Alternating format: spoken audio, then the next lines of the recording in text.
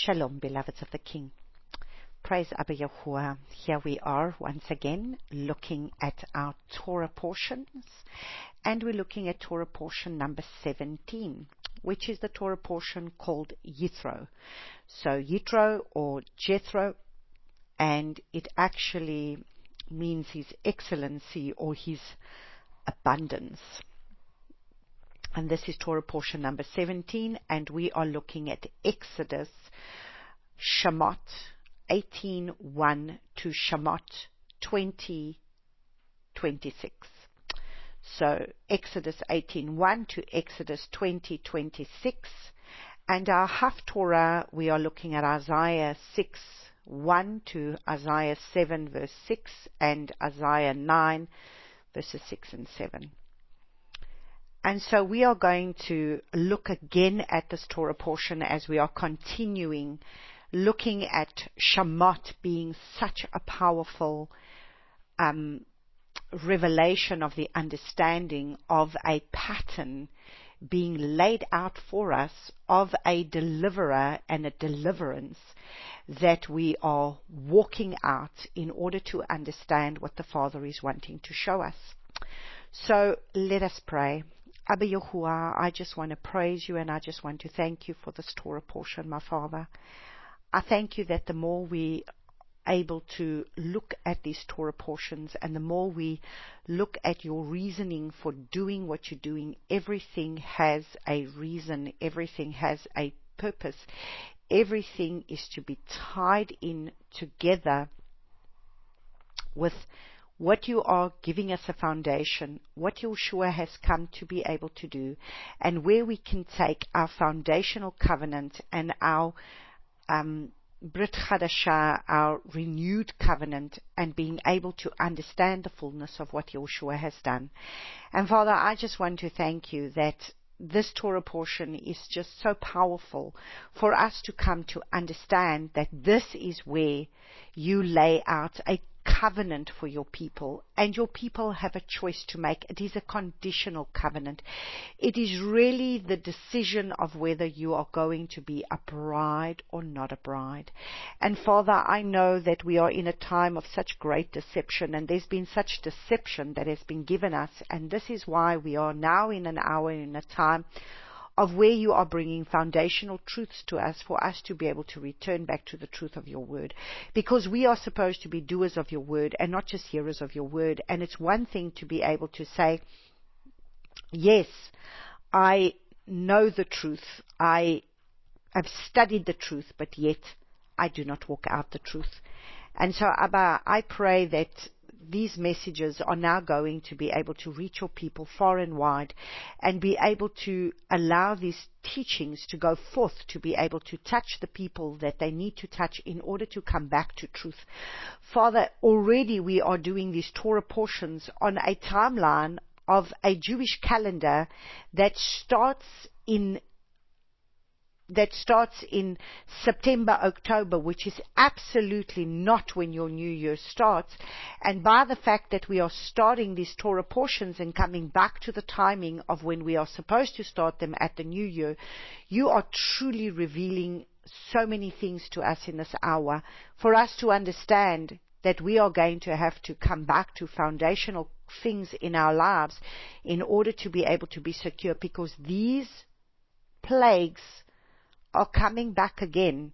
And if we do not start to understand these commands, and we do not understand the covenant that we are in, we are not going to have the protection that we need in the days that are coming of the great darkness that's coming upon the earth. And so, Abba Yahuwah, I just want to thank you that I can commit this time to you. I thank you, Father, that you will speak to your people and speak to me, Father, speak to my mind, speak through my lips, the very oracles that come from your heart, from your heartbeat. Open up the mind of our understanding so that we may see the word and be able to open up the word to us. And I pray, Father, that you would put a guard over my mouth and that I am going to speak your oracles of what is written in your word to be able to reveal the truth to your people so that we may be able to come into the truth of your word. And so, Abba Yahuwah, I just want to thank you that I can commit this time to you right now, and may you be glorified through this Torah portion of Yithro. And so I praise and I thank you, Father, that you just continue to reveal your purposes and your plans to us, so that we may be those that will truly be set apart unto you. And so I praise and I thank you for this in Yeshua's name. And so praise Abba Yahuwah as we are reading Exodus chapter 18, Shemot 18, and we start with verse 1, and it says, "And Yithro, the priest of Midian, Moshe's father-in-law, heard of all that Eloah had done for Moshe and for Israel, his people, that Yahuwah had brought Israel out of Mitzrayim." So here we see Yithro is the priest of Midian, and interesting that he has heard. Yithro has heard exactly what has happened. So you see how news travels fast, and the news will travel.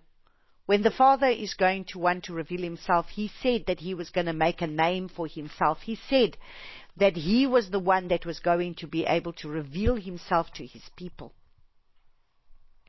And Yithro, out in Midian where he was dwelling, he has heard about what the Father has done with Moshe.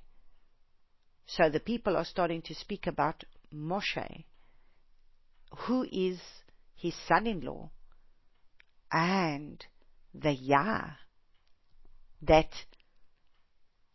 Moshe encountered in the burning bush, and how he must have gone to Yithro and say, "I need to go to the Egyptians because the Yah, whose name is Yahuwah, has revealed himself to me."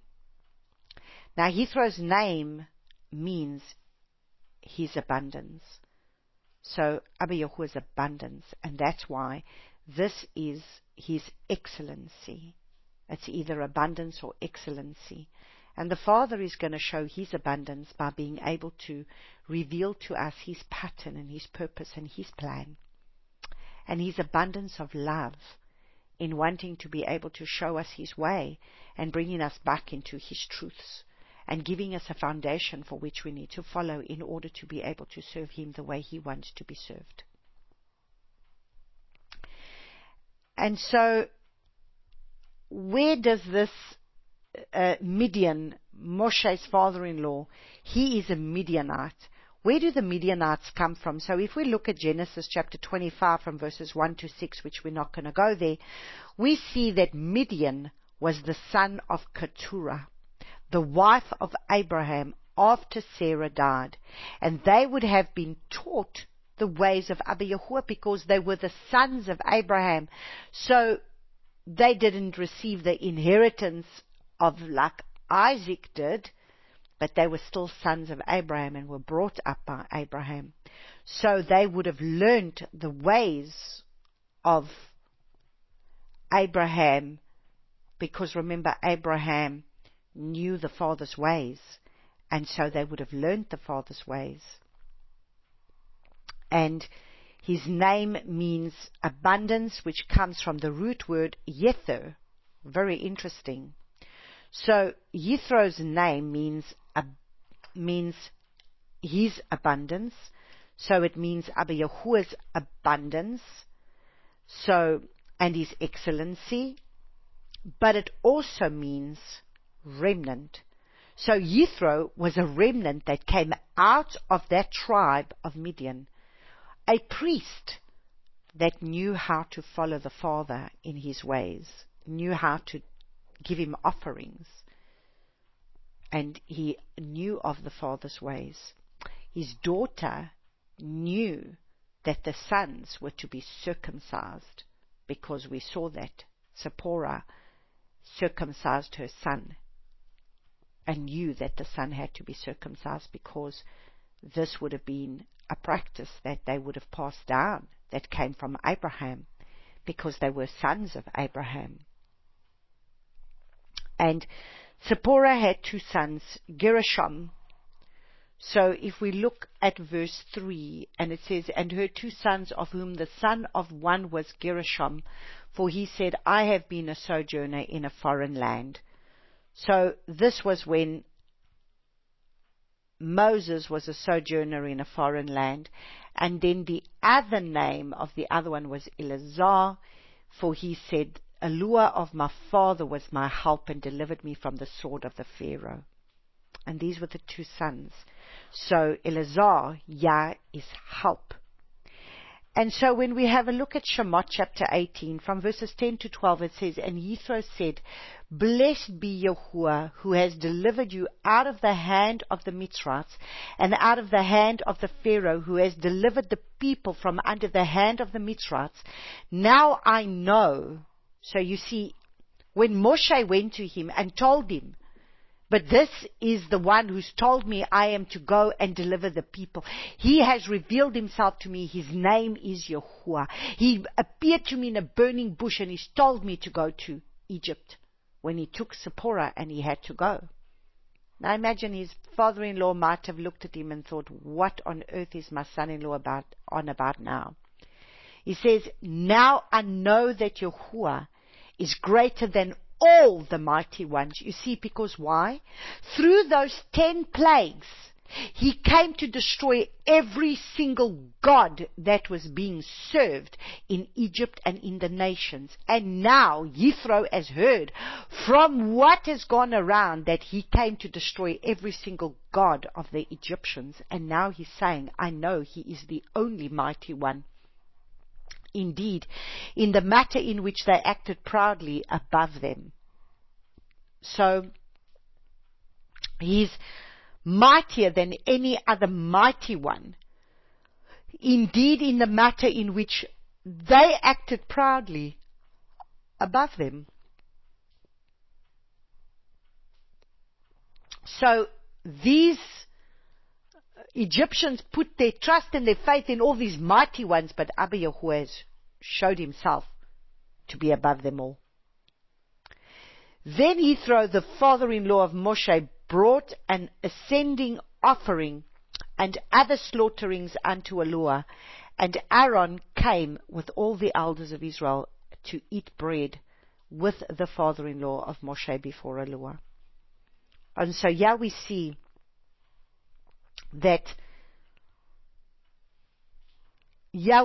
how he is going to be able to bring an offering, an ascending offering to the Father, as a priest of Midian. Understand, they would have been taught the ways of their father, Abraham. And in Genesis chapter 26 verses 5, that is where we are being taught that he would have kept the laws, the ordinances, the Torah of the Father. Abba Yahuwah revealed these things to Abraham. So let's look and see. And he saw how his father Abraham offered sacrifices to the Father all the time. And Yithro would have learned that from his father. And it says in Genesis chapter 26 verse 5, because Abraham obeyed my voice and guarded my charge, my commands, my laws, and my Torah. So this would have been taught to Midian, to the Midianites, even though they then went astray, because they were the children of Keturah, and they were from the people that came out of the union between Keturah and Abraham. But, you see, they would have gone astray, just like the Israelites that were bound in Egypt. And so, we have a look from verses 15, and Moshe said to his father-in-law, so, what is that you are doing for the people? So he asks him, and when from verse 14, and when the father-in-law of Moshe saw all that he did for the people, he said, what is this that you are doing for the people? Why do you sit by yourself, and all the people stand before you from morning until evening? And Moshe said to his father-in-law, because the people come to me to seek Elua, when they have a matter, they come to me, and I rightly rule between one and another and make known the laws of Eloah and his Torah. So he's already judging righteously. So Moses raises up as a judge, and he's judging righteously, teaching the people the laws and the ways of Yahuwah and how Yahuwah would judge a matter righteously. And the father-in-law of Moshe said, what you're doing is not good, because it was just too much. This is why sometimes we want to do everything, but we can't. We have to allow people to be able to do what they got to do. Each one needs to do what needs to be done. Like the disciples, they were not going to go serve tables. The disciples had to sit, and they had to be given to the word, and they had to raise up people that were out there feeding the people, doing the work that needed to be done. But they had to be able to spend time in the word, because they were the ones that were going to have to teach the word to the people. And so they couldn't go and feed the poor and serve tables. And so each one has their place. And this is what we've got to understand, because each one needs to walk in the giftings that the Father has placed, and the call that the Father has placed in their lives. And so verse 20 says, and you shall enlighten them concerning the laws and the Torah, and show them the way in which they should walk and the work which they do. So we see how Moses was standing as a judge in order to be able to instruct the people. And Moses was to speak out and to teach the people the fear of Yahuwah, and he would help men in the truth. And so listen to what is being spoken now. So Yithro comes to be able to give Moses wisdom. And he says, now listen to my voice, let me counsel you, and Eloah be with you. Stand before Eloah for the people, and you shall bring the matters to Eloah. And you shall enlighten them concerning the laws and the Torah, and show them the way in which they should walk and work which they do. So these are the things that he's going to teach. He's going to teach them the laws, the Torah, the teachings, the instructions. But you yourself seek out from all the people able men who fear Eloah, men of truth. So you see, they must be men that walk in truth. And they must be men that love the truth. So leaders need to walk in truth, and they need to love truth. They cannot be arrogant. They need to be humble to receive the truth. Hating unfair gain, so they are not about enriching themselves, or fame and fortune, and place these over them to be rulers of thousands, rulers of hundreds, and rulers of 50s, and rulers of 10s. And so if we really go and look at 1 Timothy chapter 3, let's just go to 1 Timothy chapter 3.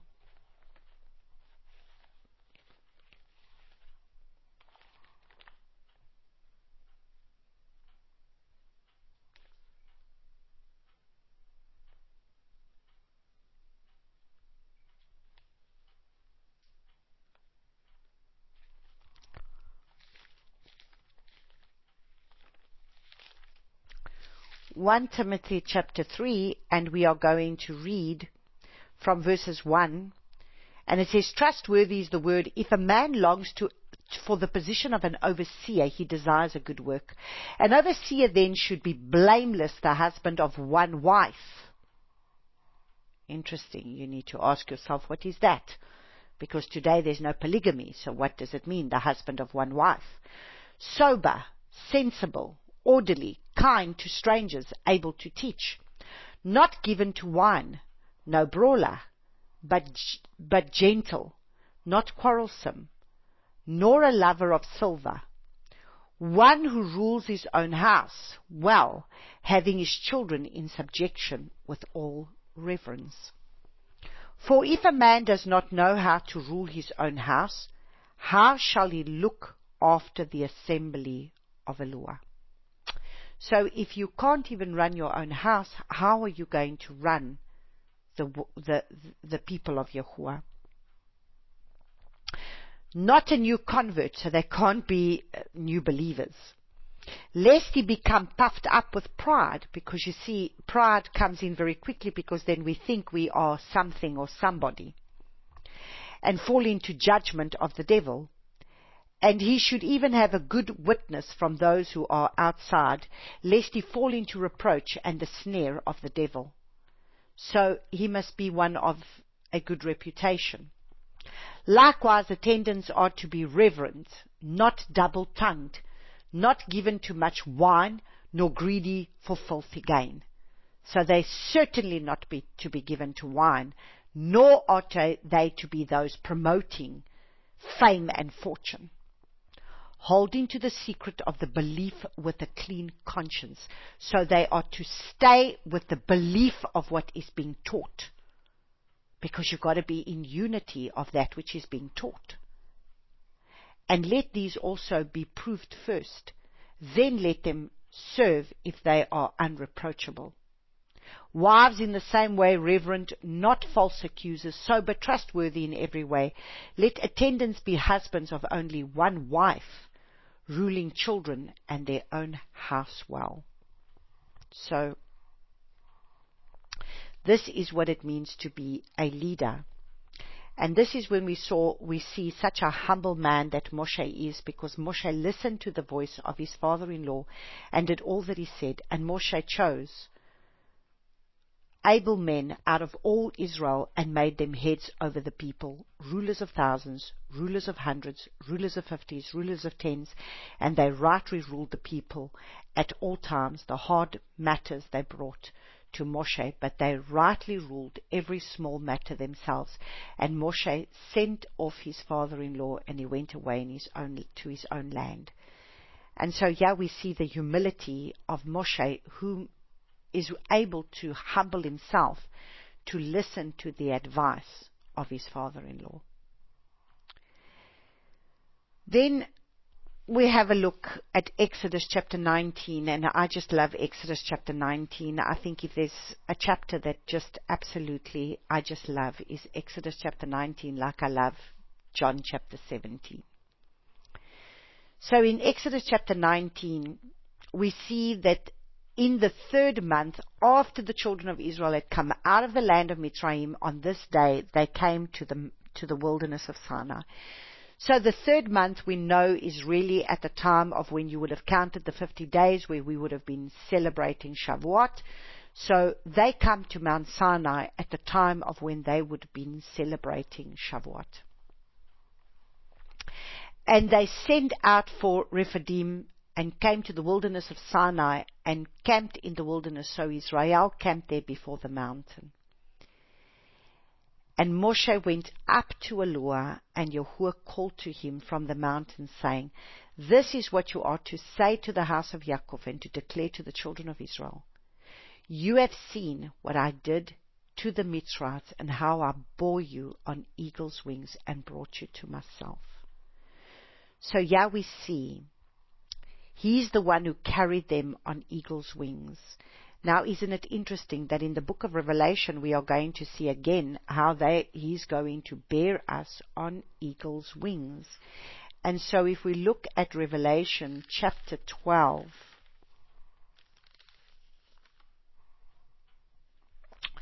Revelation chapter 12 verses 13 and 14, and it says, And when the dragon saw that he had been thrown to the earth to persecute the woman who gave birth to the male child, and the woman was given 2 wings of a great eagle to fly into the wilderness. So just like the Father took the children of Israel out of Mitzrayim and brought them into the wilderness, he is going to be able to carry his people on eagle's wings. He says he carried them on eagle's wings. Did he physically carry them on eagle's wings? No. So could this be a thing of where he's physically going to carry them on eagle's wings? Not necessarily, because he says he carried them on eagle's wings out of Mitzrayim. Let's see what he says. He says, For I bore you on eagle's wings and brought you to myself. So could this be where he's speaking again figuratively, just like he said to them, I bore you on eagle's wings. And the woman was given 2 wings of a great eagle to fly into the wilderness to her place, where she is nourished for a time and times and half a time. So, when the persecution is going to come upon those that are the faithful remnant of Yahuwah, he will once again bring them into the wilderness and hide them from the persecution of the enemy. Because in verse 17 it says, and the dragon was enraged with the woman, and he went to fight with the remnant of her seed, those guarding the commands of Eloah and possessing the witness of Messiah Yahushua. So there you go. They needed to be guarding the commands of Yahuwah, and they had the witness of Messiah Yahushua. So this is a remnant bride that is being persecuted, and he will carry them on eagle's wings. And so we now come to verse 5, which is very significant, because verse 5, he turns around and he says, and now if. And so you must understand that this word if is already very important. When you see an if, it means that this is conditional. If, my people, if you diligently obey. So it's a choice. So this if is about a choice. And that's why we make choices. We can either choose to obey or we can choose to disobey. So if this is conditional covenant, this is a conditional covenant, because listen to what he says.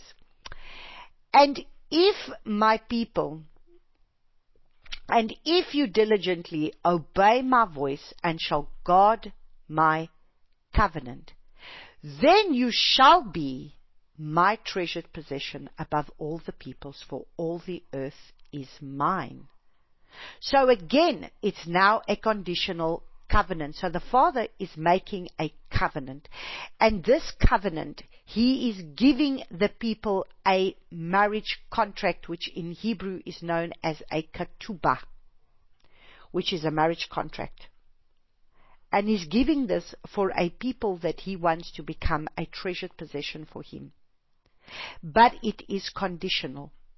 If we will obey his covenant, so he's giving a bride a marriage contract here on Mount Horeb. He is giving them a marriage contract. He is going to give them his instructions, and if they will obey it, they will become his set-apart people. If they will not obey it, they will not be his set-apart people. If you will obey his covenant, so he's giving his bride a marriage contract, and she has a choice whether she will obey it or not. So we read it again. If you diligently obey my voice, so we have to obey the voice of the Father, and then he's going to give us his covenant, his instructions. Then you shall be my treasured possession. Then we shall be his segula people. Treasured possession is the word segula. It is a treasured possession. But this is going to be conditional, which you will become my treasured possession above all the peoples, for all the earth is mine. And you shall be to me a reign. So then we shall become to him a kingdom, a reign of priests, and we shall become to him a set-apart nation. Those are the words which you are to speak to the children of Israel. So understand, he is wanting a people that will become a set-apart people, a set-apart nation unto him. And so in 1 Peter chapter 2, verses 2 to 11, 1 Peter chapter 2, verses 2 to 11 says, as newborn babes, desire the unadulterated milk of the word, in order that you will grow by it. If indeed you have tasted that the Master is good, drawing near to him a living stone, rejected indeed by men, but chosen by Eloah and precious. You also, as living stones, are being built up a spiritual house So we are being built up to become a spiritual house, and we are a set-apart priesthood to offer up spiritual slaughterers, offerings acceptable to Elohim through Messiah Yahushua. So our life is to become an offering to the Father, a set-apart offering to the Father. So we are to lay down our lives for the Father, because it is contained in the Scripture. See, I lay in Zion a chief cornerstone, chosen, precious, and he who believes on him shall by no means be put to shame.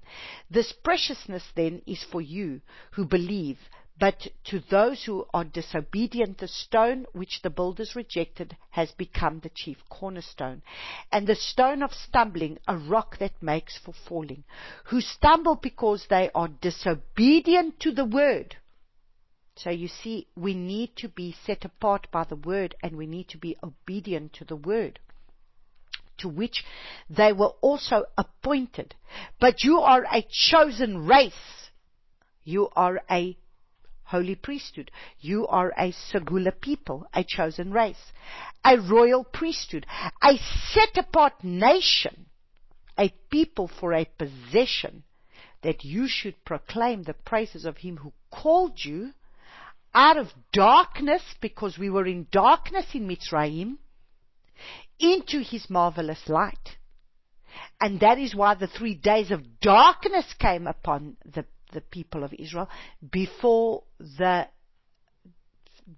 firstborn was going to die. They had a choice to come out of darkness into the light. And where was the light? The light was only shining in the Goshen upon his people, who were sealed off with his seal, who once were not a people, but now the people of Elohim, who had not obtained compassion, but now obtain compassion. Then he says, Beloved ones, I appeal to you as sojourners and pilgrims to abstain from fleshly lust which battles against the being, having your behavior among the nations good, so that when they speak against you as evildoers, let them by observing your good works, your ways of keeping the Father's ways, esteem Elohim in a day of visitation, because they will see your conduct and your ways, and how you are obedient to the Father's word, and how you deal with his people, and how you serve his people. Spirit and truth is what we're supposed to walk in. And so we must understand that we are to become a set-apart people. And so that's why if we look at John chapter 17, that was part of what Yeshua came to do, to set us apart. And so in verse 10 it says, all mine are yours, and yours are mine, and I have esteemed, and I have been esteemed in them. And I am no more in the world, but these are in the world, and I come to you. Set apart, Father, guard them in your name, which you have given me, so that they might be one as we are one. So they are being guarded in his name. When I was with them in the world, I was guarding them in your name, which you have given me, and I watched over them, and not one of them perished except the son of destruction, that the scripture might be fulfilled. Now listen to what he says. Verse 14, I have given them your word, and the world hated them, because they are not of the world, and I am not of the world.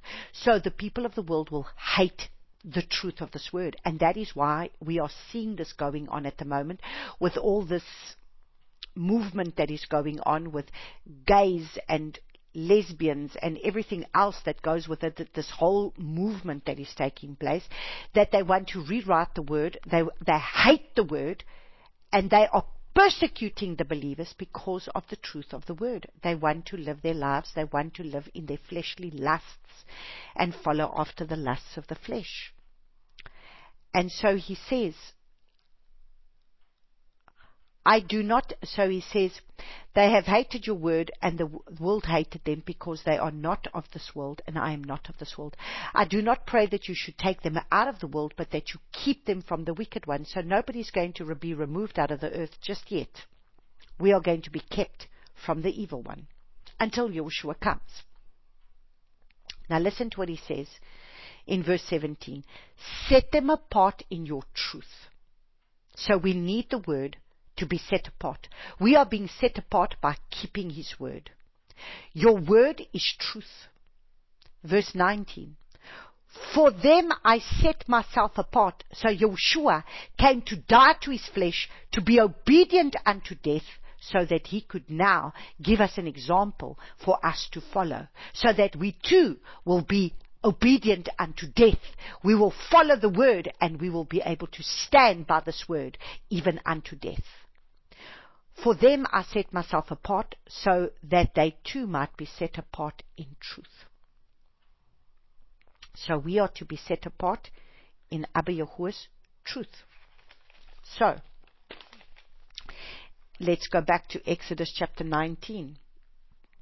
In Exodus chapter 19, we are going to read in verses 8 and 9, and then it says, so these are to become a set-apart nation. Those are the words which you are to speak to the children of Israel. Verse 8, and all the people answered together and said, all that Yahuwah has spoken we shall do. So Moshe brought back the words of the people to Yahuwah. And Yahuwah said to Moshe, see, I am coming to you in the thick cloud, so that the people hear when I speak with you and believe you forever. So they will see him speaking to Moshe, and they will believe the words of Moshe that's speaking, because it's by the mouth of the Father, and they will believe those words, and they will believe him forever. And Moshe reported the words of the people to Yahuwah. His voice is a voice, and so we look and we see. We are so quick to say all that Abba says we will do. We are to believe the words of Moshe forever. So we're too very quick to say everything that you say we will do. This is exactly what when they are singing the song of Moses and praising him. But the slightest test that comes their way, they are complaining. And yeah, again they're saying, everything that he says we will do. And so this is why we are to understand that everything that is being told us we are to do. Now, it's saying that you will remember Moshe and report the words of the people to Yahuwah. You will remember Moshe forever. That is why we read in the last Torah portion in Revelation 15 verses 2 to 3, they sang the song of Moses and they were following the Lamb. Because why? We are to remember the Torah of Moshe. We are to remember the Torah that was given to Moshe by the mouth of Abba Yahuwah. Let's go look at Malachi chapter 4. What does the Father say in Malachi chapter 4? Let's go to Malachi. Malachi chapter 4.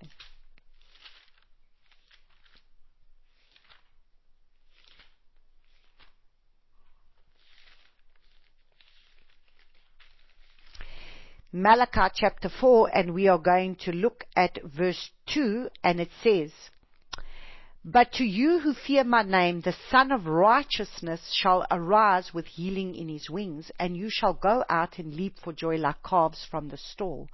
And you shall trample the wrongdoers, for they shall be ashes under the soles of your feet on the day that I do this, says Yahuwah of hosts. Remember the Torah of Moshe. Remember the Torah of Moshe, my servant, which I commanded him in Horeb. So you see, at Horeb, he gave us the Torah, the laws and the right rulings. So remember the Torah of Moshe, laws and right rulings.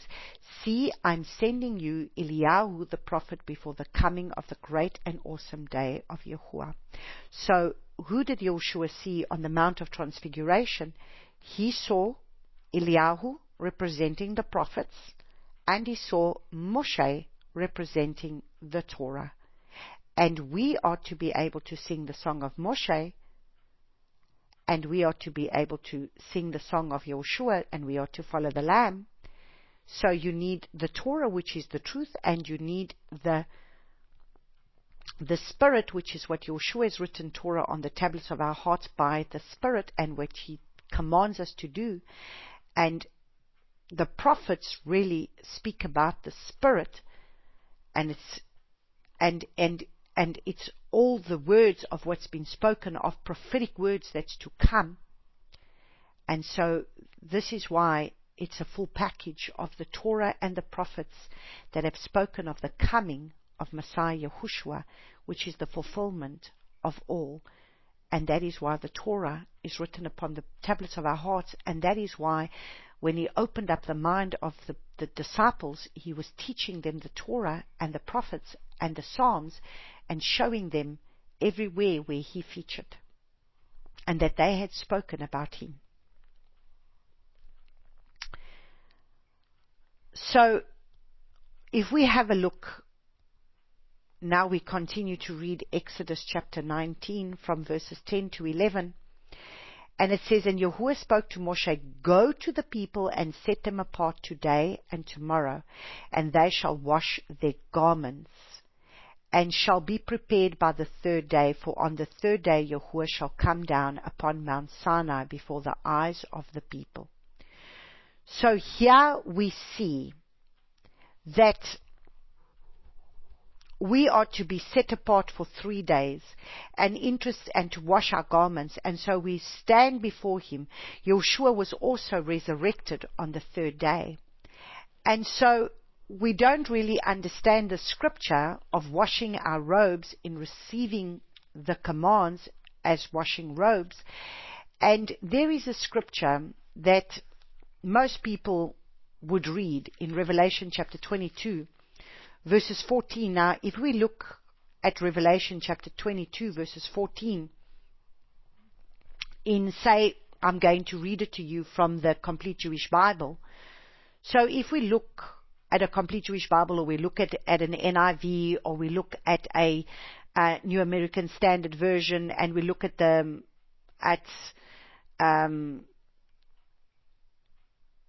most of these new translations, it's going to say those who wash their robes. So listen to what it says in verse 14. How blessed are those who wash their robes, so that they have the right to eat from the tree of life and go through the gates into the city.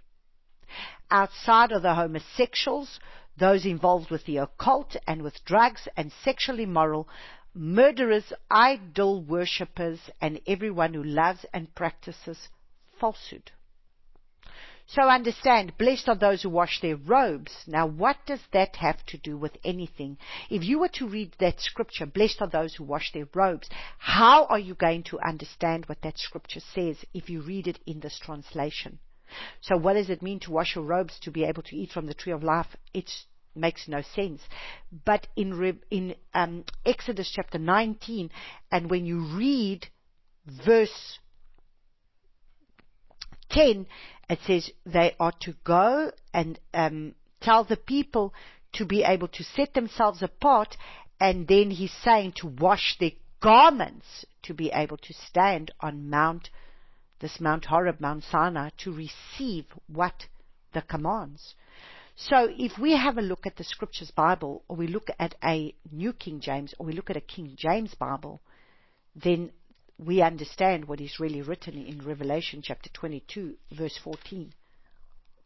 And unless you understand, you are not going to tie these two scriptures together.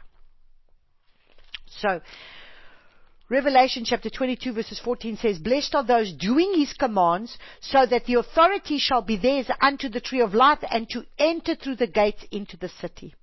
So, blessed are those doing His commandments, so that the authority shall be theirs unto the tree of life, and to enter through the gates into the city.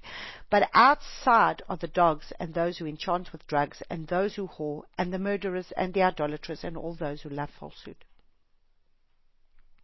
So, blessed are those doing His commandments. So tell me, what does washing robes have to do with doing His commandments?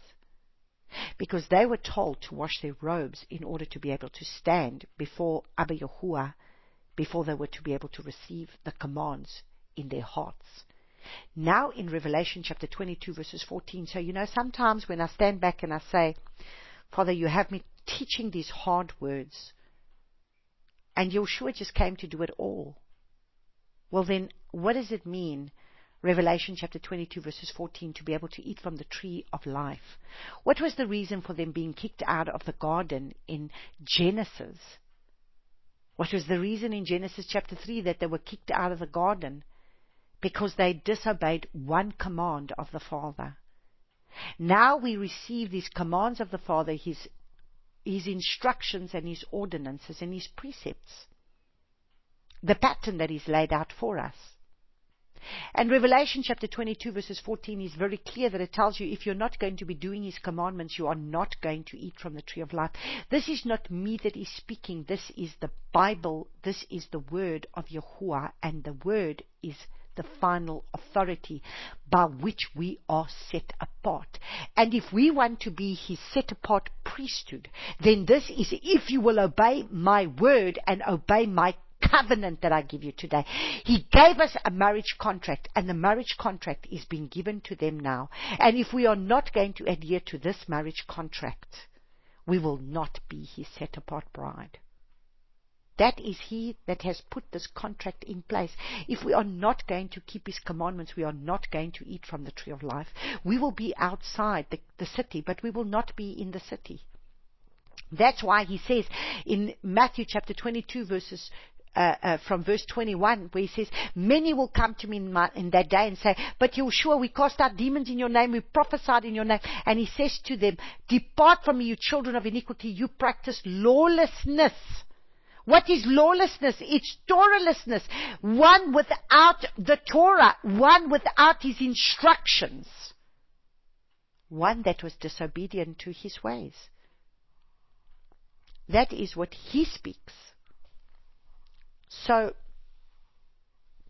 in Exodus chapter, so He says, and shall be prepared by the third day, for on the third day Yahuwah shall come down upon Mount Sinai before the eyes of all the people.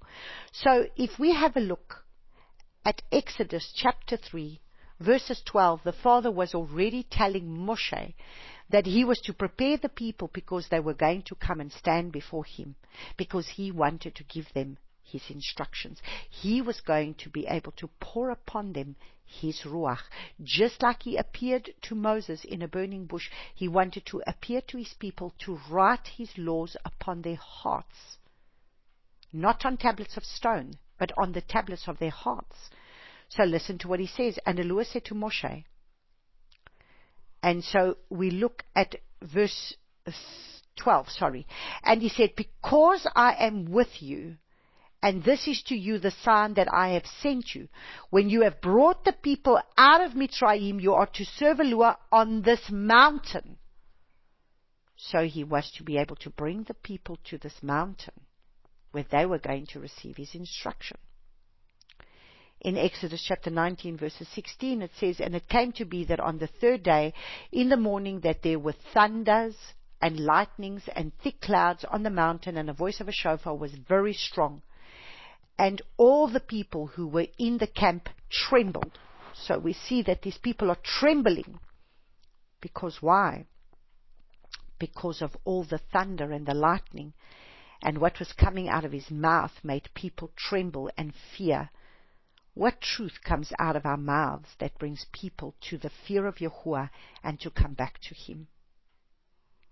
Verses 18 and 19 says, and Mount Sinai was smoke, all of it, because Yahuwah descended upon it in fire, and it was smoke went up like the smoke of a furnace, and all the mountain trembled exceedingly.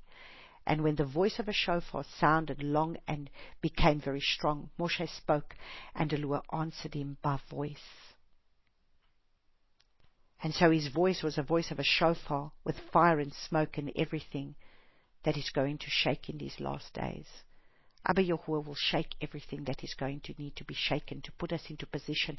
He will shake every false doctrine and every false thing out of His people and put them back into the truth of His word. He's going to shake the nations. Then we come and we're going to look at Exodus chapter 20. Now, I am not going to go into detail of these commands, because from next week, Tuesday, if you really want to be able to follow these commands in detail, I am going to do a detailed study of these 10 commandments, lining them up to the 10 plagues, lining them up to the 7 days of creation, because the very first thing that the Father told me was to be able to link up the 10 plagues to the 7 days of creation. And then I thought, this is madness. How on earth do I do this? But when the Father tied it all up, it all made sense. And then he started, halfway through, he started telling me, line them up with the commands. And then it all started to make sense. So this is why now, when I start next week, Tuesday, I'm going to continue with my teachings that I do on Tuesday, which is with the discipleship teachings that I do on a Tuesday, which I do them live on Telegram. If you want to join the Telegram group, we do them live on a Tuesday evening at 7 o'clock South African time. And I am going to be able to go into detail, as I went into detail with the plagues, on these commands and how to tie them up. So I'm not going to go into too much detail with them. So we are just going to read. And Elohim spoke all these words, saying, I am Yahuwah your Elohim, who brought you out of the land of Mitzrayim, out of the house of slavery. You have no other mighty ones against my face. You do not make for yourself a carved image or any likeness of what is in the heavens above, or which is in the earth beneath, or which is in the waters under the earth.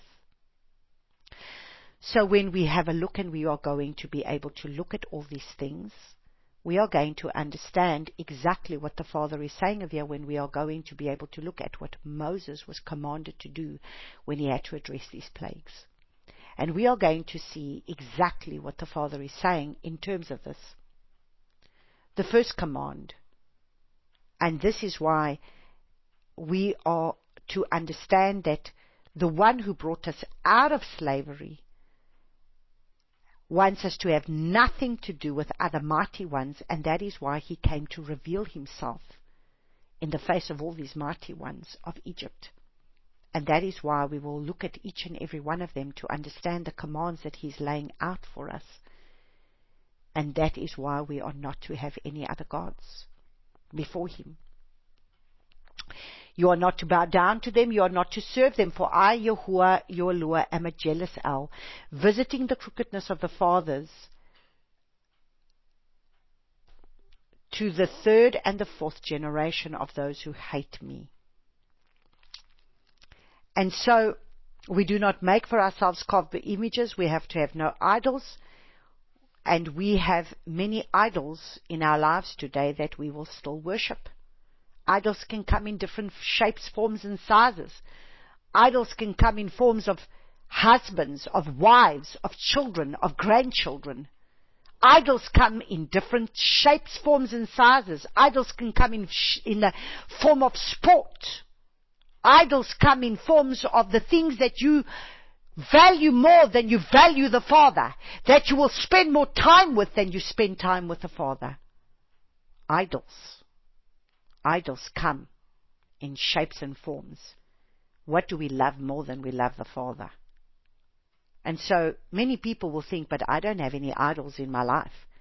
It's not too difficult to be able to make a child or a husband or a wife an idol, or a job or possessions idols. So we will look at this in detail from next week. Exodus chapter 20 verses 7, and it says, you do not bring the name of Yahuwah your Elohim to naught. For Yahuwah does not leave the one unpunished who brings his name to naught. Now understand, he went out of his way in Exodus chapter 3 to reveal his name. And his name is to be revered. His name, he only revealed himself as El Shaddai. Now he brings his name. And you must understand, they are bringing his name to naught. They are making his name empty, emptiness, nothingness, lying, falsehood. We will not desolate it We will not bring it to nothing. We will not take his name to the same name as another deity. We will not take his name and give him just titles. That is not his name. And we continue to speak titles and titles for his name. That is not his name. And we make it common. And this is what we are going to be able to look at this in detail, because we have brought his name to making it common. And so we are going to look at then verse 8, remember the Sabbath day to set it apart. Wow, if there's 2 commands today that is the most violated commands, is the 3rd command and the 4th command. We take his name in vain constantly. My name is being despised all day continually. Why? Because we don't even speak his name. We are void of his name. But now we want to be able to bring that about his name. Why did he make it such an important thing to reveal his name? And this shall be my name forever throughout your generations. But we will want to continue to call him titles of Lord and God, and Lord and God, and Lord and God. God meaning any other God. And you shall not take the name of other gods upon your lips. But we will continue to call him Lord, which means my Baal. And we will continue to call him Adonai, which means my Lord, which means my Baal. But we will continue to do this. And it's not bringing his name to naught or nothingness. We have to decide what it is that we need to stand by. Then it's the fact that it's the you shall keep the Sabbath holy, the 4th command. Wow. This command is not adhered to, because we've changed the command of the 4th command to the command of the first day of the week that now we keep as being the Sabbath. And then we will have any day of the week that we want as the Sabbath, but we're not keeping what the Father said to be kept as the Sabbath. So we have changed his Sabbath day. We have called him by titles as opposed to calling him by his name. So therefore we bring his name to nothing. And then we do not adhere to the character of that name. We do not exalt him in the character of the name by being able to despise his name in terms of the way we behave, which is what the Israelites were doing, because we don't revere him, we don't fear him. And that's why people say, and they call themselves Christians. They call themselves by the name of one who's supposed to be the Messiah. But look at the way they behave, which comes to bring his name to naught as well. So there's 2 ways of looking at this. And then we are to keep the Sabbath holy. So what we need to understand is the first 4 commands has everything to do with you shall love Yahuwah your Lord with all your heart. The first 2 commands, love Abba Yahuwah. The first 2 commands, the most important command, and then you shall love your neighbor as you love yourself. So for you to love your neighbor, it's got to do with the other 6 commands. So it's the 2 greatest commands, which is loving Abba Yahuwah, which is the first 4 commands, and then loving your neighbor, which starts from the 5th command, which has then got everything to do with your neighbor. So the first 4 commands has to do with Abba Yahuwah, because you are going to show him that you keep the Sabbath. It says, if you obey my commands, you will love me if you obey my commands. And you are to keep the Sabbath holy. He put that already from creation, 7th day of creation, and he put it there from the time of when the Israelites came just out of Egypt. He gave them the Sabbath. Didn't even give them food on the Sabbath day. He gave them no food. They were to gather double because he would not give them food on the Sabbath day. The 5th command, respect your father and your mother, so that your days are prolonged upon the soil which Yahuwah your Elohim is giving you. Then you shall not murder, you shall not commit adultery, you shall not steal, you shall not bear false witness against your neighbor. And then you do not covet your neighbor's goods. You do not covet your neighbor's wife, nor his male servant, nor his female servant, nor his ox, nor his donkey, nor whatever belongs to your neighbor. And all the people saw the thunders and the lightning and the flashes and the voice of the shofar and the mountain smoke, and the people saw it, and they trembled, and they stood at a distance, and said to Moshe, you speak with us, and we hear, but let not Elohim speak with us, lest we die. This is when everything goes wrong from this scripture, because this is when they say, don't you speak to us, Moses. Don't let the Father speak to us. You speak to us, Moses. But look at what Moses says, one of the most important scriptures in our Bible. And Moshe said to the people, do not fear. You are fearing for the wrong fear. For Elohim has come to prove you in order that his fear, so don't fear, because his fear be before you, so that you do not sin. So you see, if we do not have the fear of Yahuwah within us to understand who he is and who we are, and if we do not obey him, what will happen to us? The fear of Yahuwah has got to come upon us so that we do not sin. If the fear of Yahuwah is not there, if I do not have a reverential fear for the fact that if I'm going to continue to be in rebellion, the same as our children, if our children continue to disobey, they are to understand what is going to happen. They will be disciplined. And Abba Yahuwah says, I discipline those whom I love. In Hebrews chapter 12 it says, I discipline those whom I love. So because he loves us, he disciplines us. And that is putting his fear upon us so that we do not sin, so that we learn to be able to walk circumspectly before him. But you see, they did not want that. They chose to silence him and listen to Moshe. So man prefers to listen to man as opposed to really listen to the Father and to the Father's voice in what the Father is speaking. Why? Because it's better to be able to listen to a man that's going to tickle my ears and tell me what to do, because this gospel I prefer to hear that tickles and soothes my ears than having to bring a harsh and hard word from the Father that brings correction and rebuke. Nobody wants correction and rebuke. Everybody wants the nice, soft word that is going to be able to keep me in my wicked, sinful, fleshly ways. And it says, and so the people stood at a distance, but Moshe drew near to the thick darkness where Elohim was. Interesting. Our Elohim is in the thick darkness. And Yahuwah said to Moshe, say this to the children of Israel, you yourselves have seen that I have spoken to you from the heavens.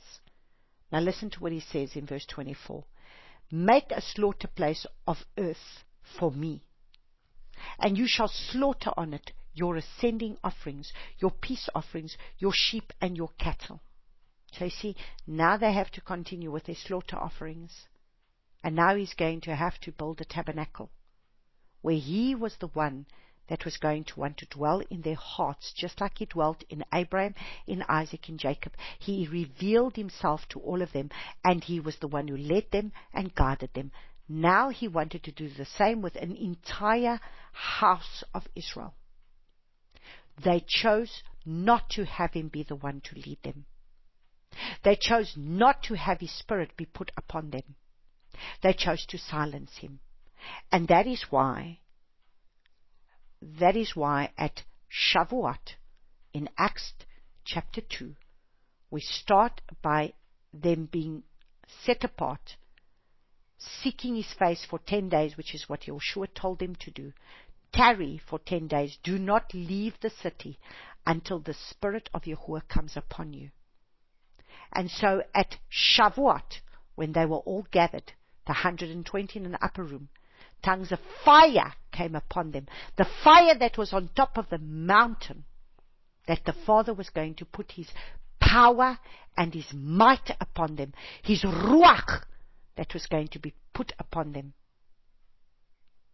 And that they would be able to come and forth in all power and filled with the Ruach of Yahuwah to be able to walk in His purposes and His plans, and to walk out these commands, and to teach the people His ways with all authority and power. And it says, now they need to build Him an altar. And He says, ascending offerings, your peace offerings, your sheep and your cattle, in every place where I cause my name to be remembered, I shall come to you and bless you. So wherever we will gather for His name to be revered, to be remembered, where His name is being remembered, He is going to come to us, and He will bless us when we bring His name and we remember His name. So now we have a look at our Haftorah, Isaiah chapter 6. Let's go to Yeshayahu chapter 6. Yeshayahu chapter 6, and we are going to read from verses 1 to verse 10. In the year of the sovereign Uzziyahu died, I saw Yahuwah sitting on a throne, high and lifted up, and the train of His robe filled the temple, filled the hekel. Above it stood seraphim. Each one had 6 wings. With 2 he covered his face, and with 2 he covered his feet, and with 2 he flew. And one cried to another and said, set apart, set apart, set apart is Yahuwah of hosts. All the earth is filled with His esteem, with His glory. And the posts of the doors were shaken by the voice of him who cried out, and the house was filled with smoke. Just like the mountain is filled with His presence, with the smoke, with the fire, with the sound of a shofar. And I said, Isaiah says, Yeshayahu says, woe to me, for I am undone, because I am a man of unclean lips, and I dwell in the midst of a people of unclean lips. For my eyes have seen the sovereign Yahuwah of hosts. So he knows nobody can look upon Him and live. And so he understands that he's a man of unclean lips. He's a man whose eyes have now seen Yahuwah. Understand, I truly, after having taught the whole book of Isaiah, which I have taught scripture and verse of the book of Isaiah by the grace of Yahuwah last year, I don't believe that there was any prophet like Yeshayahu. Yeshayahu was a man that was truly like no prophet that I have ever read. And this man was, wow. He was a man so close to the Father that was able to see things right into the end of days. And the way that he speaks in a poetic way, just beyond me. Such a powerful prophet.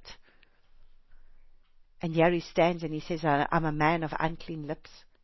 And one of the seraphim flew to me, and having in his hand a live coal, which he had taken with the tongs from the slaughter place, and he touched my mouth with it, and said, see, this has touched your lips.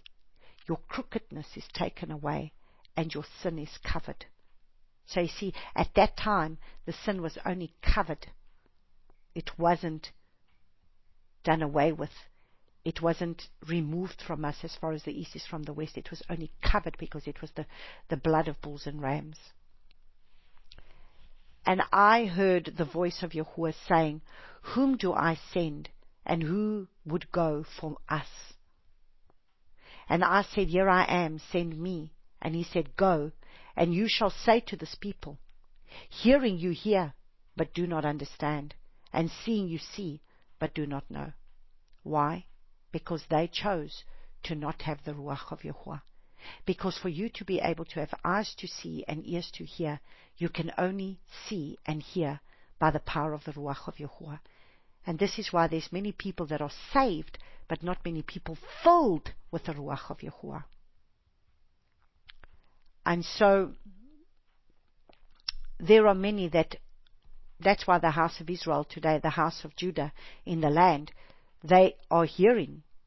They heard, but yet they didn't hear. They saw, but yet they didn't see. They didn't know.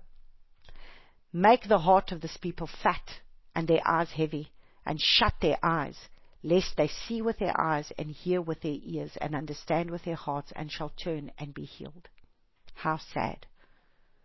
The Father was the one eventually who blinded their eyes and deafened their ears because of the rebellion of their own heart, because they would not want to obey Him.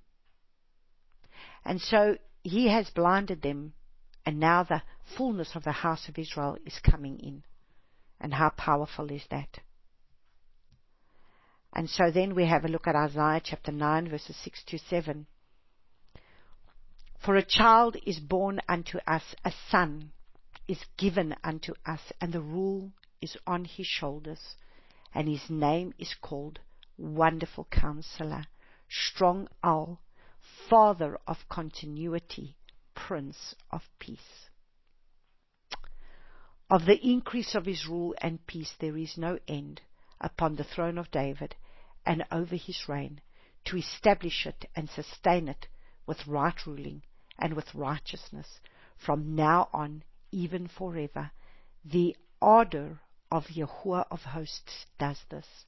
So I don't understand how these rabbis and the Jewish people can read this scriptures, and as they read these scriptures, that they do not want to receive Yahushua as their Messiah, who came from the tribe of David, who was born in Bethlehem, came from the tribe of David.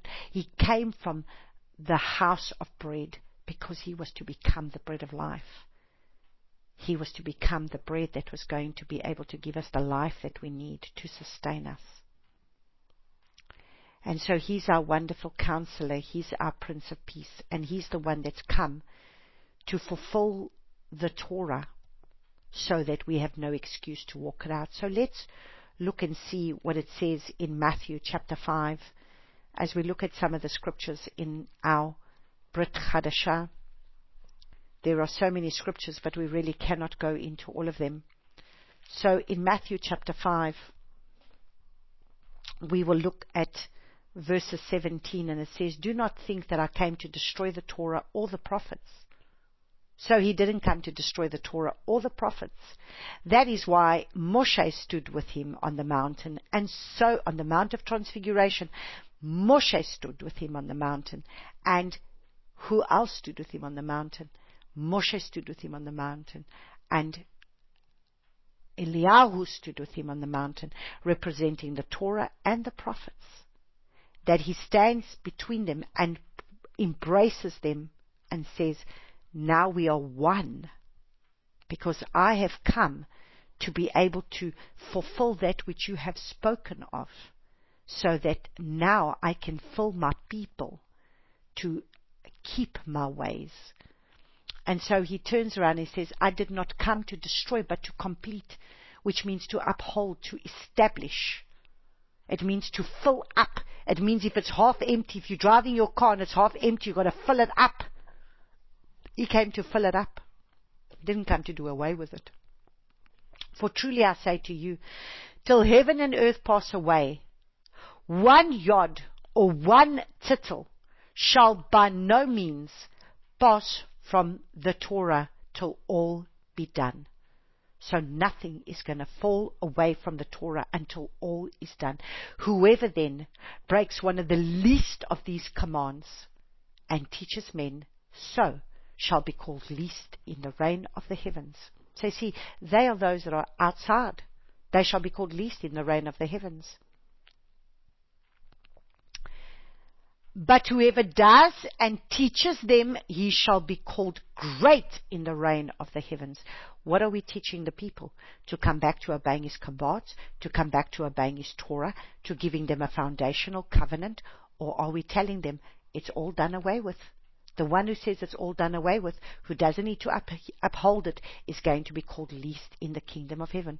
For I say to you that unless your righteousness exceeds that of the scribes and the Pharisees, you shall by no means enter into the reigns of the heavens. And understand, the scribes and the Pharisees were all about the letter of the law. We are about the spirit of the law. We are to have the law written by the Ruach of Yahuwah upon the tablets of our hearts, according to Ezekiel chapter 36. Then he goes on to say, he's going to bring the 10 Commandments. You shall not murder. Whoever murders shall be liable of judgment. But I say to you, whoever is wroth with his brother without a cause shall be liable of judgment. And whoever says to his brother, Racha, you fool, shall be liable to the Sanhedrin. But whoever says, you fool, shall be liable to the fires of Gehenna. So if then you bring your gift to the slaughter place, and there remember that your brother's holding whatever against you. So guess what? If you are coming to offer him your sacrifice at the altar of your praise and your worship, and you know that your brother's holding something against you, that your brother is upset with you and wroth with you, what does he say you are to do? Leave your gift there before the slaughter place and go and first make peace with your brother, and then come and offer your gift. So you know what? If you know that somebody has got something against you, you need to go make right with your brother. You cannot be in unforgiveness, because you will have the judgment of the Father that's going to come upon you if you are in unforgiveness. Or even if you've forgiven your brother, but you know that your brother still got something against you, you go and make right. If your brother doesn't want to accept it, that is not your problem, but you have gone and made right with your brother. Then he says, you shall not commit adultery. Verse 27, you heard that it was said to those of old, you shall not commit adultery. But I say to you that whoever is looking at a woman lustfully, who has already committed adultery with her in his heart, and if your right eye causes you to stumble, pluck it out and throw it away from you. For it is better for you that one of your members perish than for your entire body to be thrown into Gehenna. So understand something. What is the Father doing over here? He's dealing with two very significant commands. Because at the end of the day, you shall not commit murder. You shall not commit murder. Why did Cain kill Abel? Because of the jealousy in his heart. And he was upset with his brother, and he was jealous of his brother, and he had hatred towards his brother, and because he hated his brother, he killed his brother. So the Father is saying, get to the root of the problem. Get to the root of the problem. Whoever is angry with his brother without a cause shall be liable of judgment. And if you know that your brother's got something against you, go and apologize to your brother. Go and make right with your brother, so that you leave no room for you to be able to come to a place of where you are going to be able to take offense. We are not to take offense with one another. We are to make peace with our brother. Then he says, do not commit adultery. Where does the adultery start? Why did look and see what caused David to commit murder and to commit adultery? Because of what he saw with his eye. He lusted after Bathsheba, and after he lusted for her, he took what was not his, because he lusted for her with his eyes, and then he committed adultery, and then after that he committed murder, because then he had her husband killed. So at the end of the day, these are the two things that we should not do. So here the Father is upping the stake. Yeshua is saying, I'm going to get to the root of the problem. I'm going to get to the root of the problem. So does he come to do away with it? No, he comes to expound and to enhance, to get you to the root of the problem, so that now, if your eye causes you to sin with lust, so what do you put before your eyes? The lust did not start from nowhere. The lust came from what you looked at, that you should not have looked at. Because before, the lust was the sin that you committed. Now the sin that you commit starts with your eyes. The sin that you commit starts in your heart of hatred and unforgiveness and jealousies. because Cain killed Abel out of jealousy. That bred hatred for his brother, because he was jealous of his brother. And then if we have a look at Romans chapter 2, let's go look at Romans chapter 2.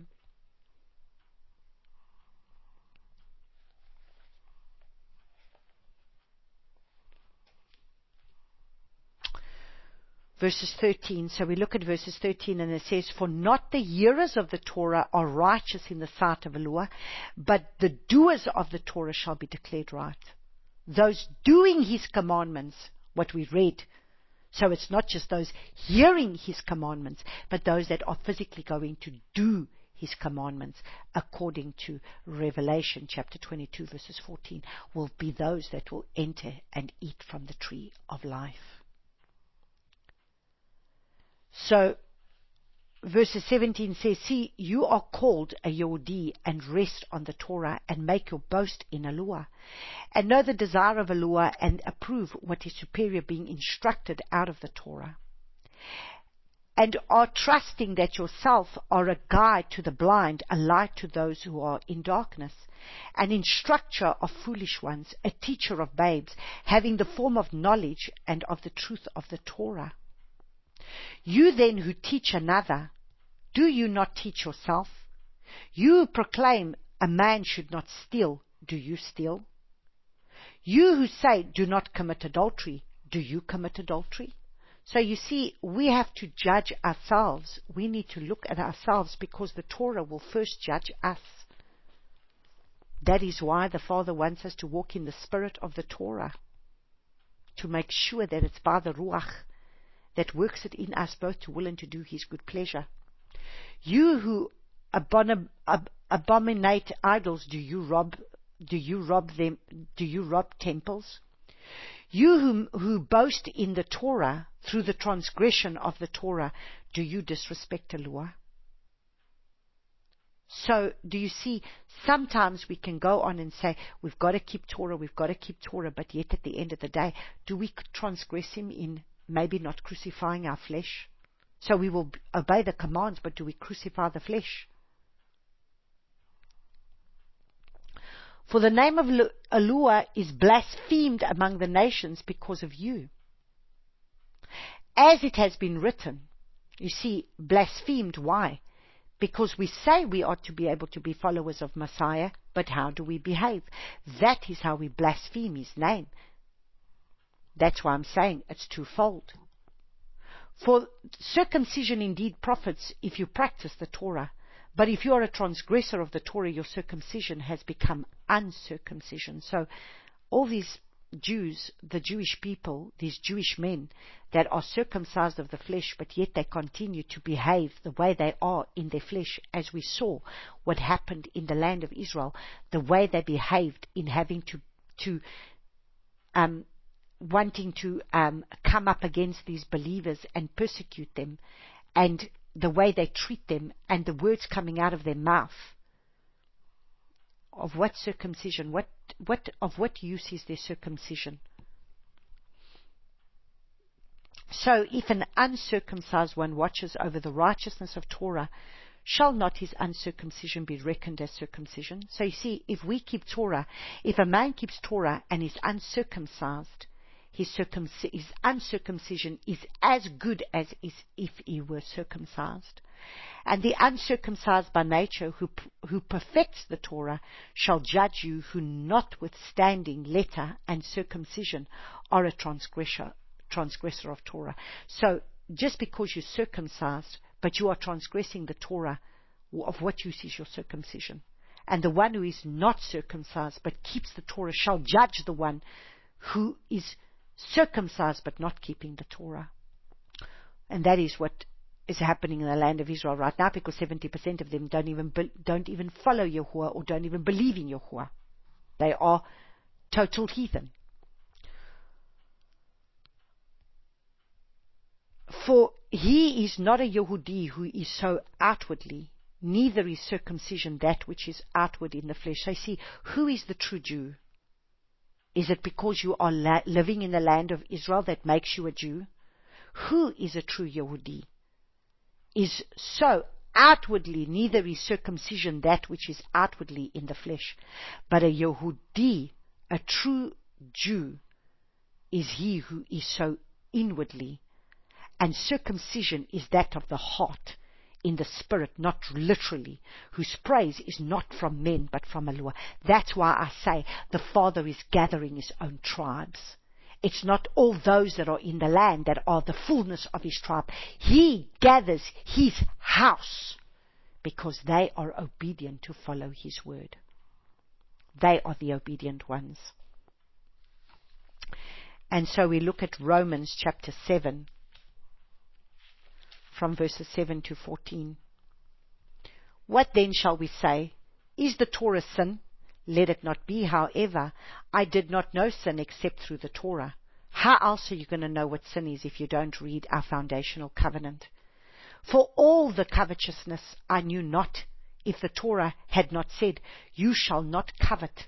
So if we have not read our foundational covenant, if we do not know the commands of Yahuwah, how do we know what's right from what's wrong?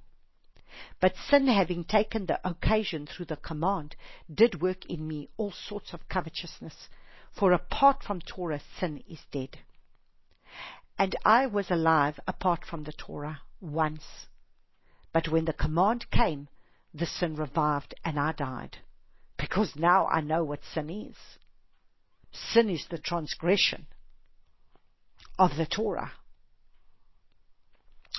And the command which was to result in life, this I found to result in death, because we need the Ruach of Yahuwah to work it in me to obey. For sin, having taken the occasion, through the command deceived me, and through it killed me, so that the Torah truly is set apart, and the command set apart and righteous and good. Therefore, has that which is good become death to me? Let it not be. But the sin, that sin might be manifest, was working death in me, through which is good. So that sin, through the command, might become exceedingly great sinner. For we know that the Torah is spiritual, but I am fleshly, sold under sin. For what I work I know not, for what I wish that I do not practice, but what I hate that I do. So if I do what I do not wish, I agree with the Torah that is good. And now it is no longer I that work it, but the sin dwelling in me. For I know that in me that is in my flesh dwells no good, for to wish is present with me, to work the good I do not find. So at the end of the day, the thing that I do not do, I do, and the thing that I do not do, the thing that I'm supposed to do, I do not do, and the thing that I don't want to do, I do. And that is why Yeshua came, in order to die and resurrect, to come and set me free from the penalty and the sin that is going to come my way because I'm not keeping this. And now, by his Ruach, he's going to write the Torah on my heart. And we are going to finish off with Ezekiel chapter 36. Let's look at Ezekiel chapter 36.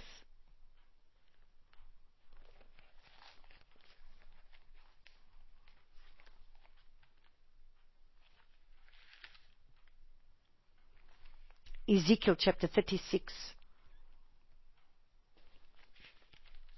and it says, verse 25, and I shall sprinkle clean water on you, and you shall be clean. It was like when they walked through, the fact that they walked through the Red Sea that was parted. They were being sprinkled with clean water. They were being sprinkled, cleansed with this salt water. Salt comes to purify, and that water was sprinkling them. So he says, and I sprinkled clean water on you, and you shall be clean from all your filthiness, and from all your idols I cleanse you. And I shall give you a new heart, and shall put a new spirit within you. And I shall take the heart of stone out of your flesh, and I shall give you a heart of flesh. So that law, these commands that was written on tablets of stone, it was never supposed to be written on tablets of stone. It was supposed to be written on tablets of our heart. So he's going to take out of us the tablets of stone. That's why the first ones broke, because he knew we were not going to keep it. And that's why he was going to give us his spirit. And then the second tablets was going to be put inside the Ark of the Covenant, because we are going to become the Ark that's going to carry his presence. And the Father is going to write the Torah on the tablets of our hearts, so that we have no excuse to keep it, because we will do it by his Ruach. And he says, and I shall give you a new heart and put a new spirit within you. And I shall take the heart of stone out of your flesh, and I shall give you a heart of flesh, and put my spirit within you. And I shall cause you to walk in my laws. So he shall cause us to walk in his laws, and guard his right rulings, and shall do them. And you shall dwell in the land that I gave your fathers, and you shall be my people, and I shall be your Eloah. And I shall save you from all your uncleanness, and I shall call for the grain and increase it, and I shall bring no scarcity of food upon you. And so he's going to be able to clean us, and this is future. This is future, still to happen. And that is why we look and we're going to close off with Hebrews chapter 10,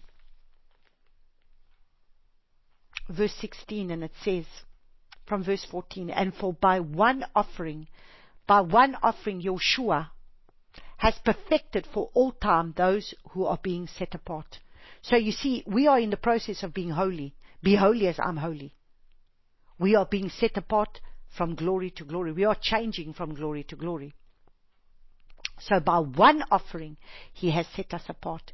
And the set apart spirit also witnesses to us, for after having said before, this is the covenant that I shall make with them. So he made a covenant with them on Mount Sinai. Now this is the covenant that I shall make with them after those days, says Yahuwah, giving my laws into their hearts and in their minds. I shall write them. So we will meditate on it, and he shall write it upon our hearts, and he will give us his spirit, and by his Ruach, we just read that in Ezekiel chapter 36 from verses 25 to 27, 28. And their sins and their lawlessnesses I shall remember no more. Now where there is forgiveness of these, there is no longer a slaughter offering for sin. So, brothers, having boldness to enter into the set-apart place by the blood of Yahushua. So we are now able to come into the Holy of Holies by the blood of Yahushua. Because now, this is fulfilling the scriptures written in Jeremiah chapter 31, verses 33, and Jeremiah chapter 31, verses 34, which again is future. Because we will all know Yahuwah. No one needs to teach their neighbor or their brother to know him. We will all know him. And so that is why we are being set apart, and he will write his Torah now by his Ruach. So the Ruach is not so that we can have a good time in our flesh and just bask away in his presence. We are basking in his presence to have the Ruach of Yahuwah teaching us, opening the word to us. That is why we've got the 7 spirits of Yahuwah in the holy place, to be able to fill us, fill us with the water, and wash us with his water, to be able to receive the Ruach of Yahuwah, and then to be able to be transformed by the renewing of our mind, by the word of Yahuwah, which is the bread of life, where he became the bread of life, spirit and truth, the truth of his word, that is being transforming us, setting us apart in the truth of his word, so that we become more and more set apart unto him and walk his ways. So we praise Abba Yahuwah for his word. So Abba, my Father, I praise and I thank you for this word. I thank you for this Torah portion. I thank you that you truly help us to be able to be those that will once again return to eat from the tree of life. that we will understand it's only those doing your commandments that are going to return to eat from the tree of life. Father, I pray that you will now in this hour open up the mind of your people's understandings and just expose the truth of where there's so much falsehood, to turn around and say that all these laws and commands have been nailed to the cross. And because of that, we are a people that are absolutely walking in lawlessness, and we do not understand what it means to come back to your commands and your ways. And so, Abba Yahuwah, I just want to praise you, and I want to thank you for your word, and that you will reach the people that it needs to reach. Find the people that are out there, Father, in the nations of the world that need to be able to hear this teaching, so that they may be able to come to the truth, and that the truth will set them free. Thank you, Father, for the revelation of the time that we're walking in now, that we may be those that will be doers of the word and not just hearers of the word. I praise and I thank you for this in Yeshua's name. Amen.